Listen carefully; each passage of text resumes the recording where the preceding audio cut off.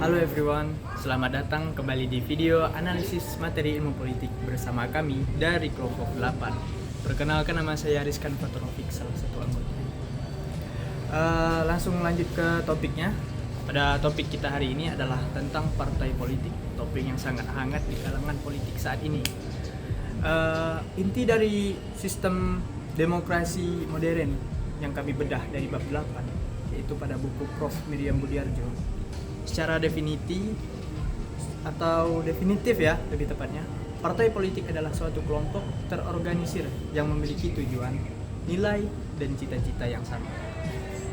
Dan yang paling utama, berjuang untuk merebutkan dan mempertahankan kekuasaan politik secara konstitusional. Tujuan utama partai terbagi dua. Yang pertama, tujuannya adalah mempengaruhi atau bahkan mengendalikan kebijakan publik. Kedua, menyediakan kader atau pemimpin untuk jabatan-jabatan politik. Penting digarisbawahi, sebuah partai harus memiliki legitimasi atau landasan hukum. Di Indonesia, negara kita, legitimasi ini diatur oleh undang-undang yang memastikan partai mendapat pengakuan formal untuk beroperasi dan berpartisipasi dalam pemilu. Untuk memahami lebih dalam, mari kita telusuri bagaimana partai-partai ini lahir dan berkembang. Pemeran kedua akan dibawakan oleh sahabat saya, yaitu Laura. Kita akan ke sejarah dan klasifikasi partai. Sekian dari saya, terima kasih. Perkenalkan, nama saya Laura Herajanti. Di sini saya akan melanjutkan materi yang sudah dibawakan oleh pemateri pertama, itu teman saya. Baik, partai politik memiliki asal-usul ganda. Awalnya, mereka lahir dari Parlemen Eropa Barat, di mana kelompok-kelompok yang bersepakat untuk membuat fraksi milik mereka. Inilah yang disebut asal-usul internal. Namun, seiring meluasnya hak pilih, kelompok elit menyadari mereka perlu dukungan rakyat. Maka muncullah organisasi-organisasi di luar parlemen dari kelompok non-parlemen seperti serikat buruh atau organisasi gereja. Ini baru disebut asal-usul eksternal. Berdasarkan asal-usul ini, Prof. Budiarjo membagi partai menjadi dua jenis utama, partai kader dan partai massa.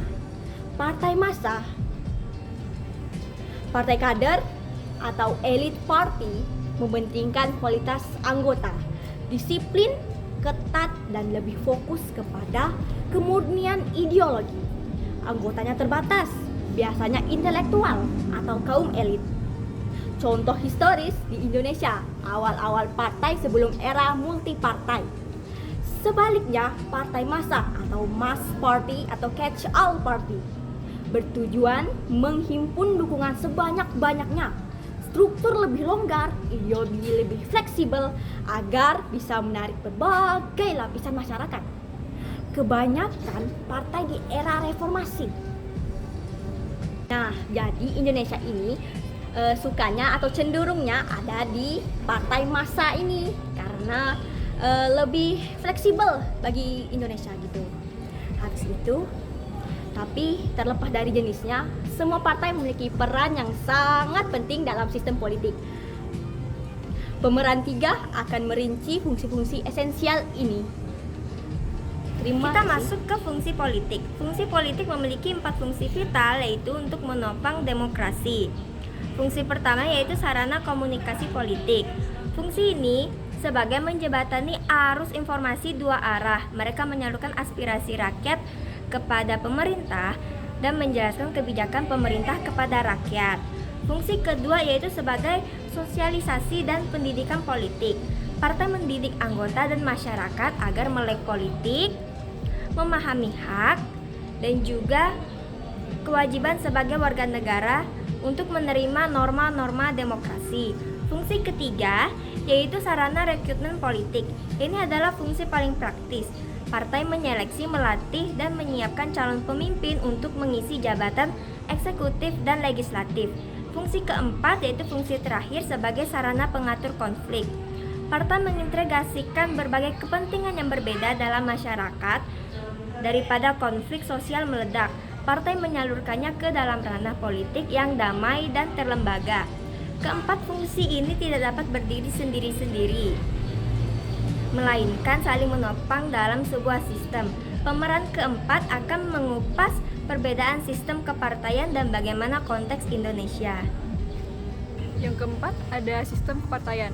Sistem kepartaian merujuk pada pola interaksi dan persaingan antara partai politik dalam suatu negara yang mengaruhi cara pemerintahan dibentuk dan kebijakan dijalankan. Sistem ini biasanya diklasifikasi berdasarkan jumlah partai yang dominan. Yang pertama ada sistem satu kepartaian, yang kedua ada dua partai atau dipartai, yang ketiga ada sistem multipartai. Dan di Indonesia berfokus pada sistem multipartai sejak 1998. Intinya banyak partai bersaing atau right row wajib koalisi. Efeknya politik dinamis dan didasarkan pada kompromi antar partai. Demikianlah konten edukasi kami yang berjudul Partai Politik. Mohon maaf jika ada kesalahan dalam video ini, kami sangat mohon maaf sebesar-besarnya. Sekian, terima kasih.